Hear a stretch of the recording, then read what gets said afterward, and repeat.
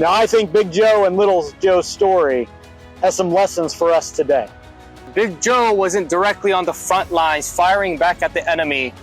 I feel like we can empathize with him as he woke up that morning to go prepare for Sunday Mass. And while setting up the first Sunday Mass and now setting up the second Mass, the bombs hit. And although he wasn't shooting guns back at the enemy, this plays a huge significance in what we do on a day-to-day basis. The things we do that no one sees, the things we do that no one hears about.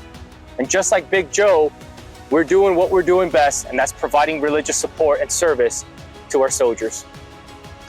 Yeah, and Little Joe came out here and he made a decision, a heroic decision, to man the gun here when the previous gunner had fallen. And I think these two stories highlight the dual nature of our religious affairs specialists.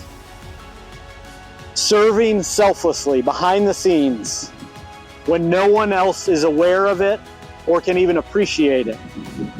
Doing their job faithfully, ultimately serving soldiers and families and building our religious communities.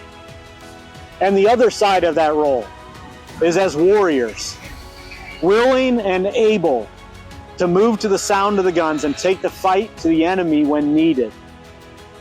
And I think this story of Big Joe and Little Joe inspires me.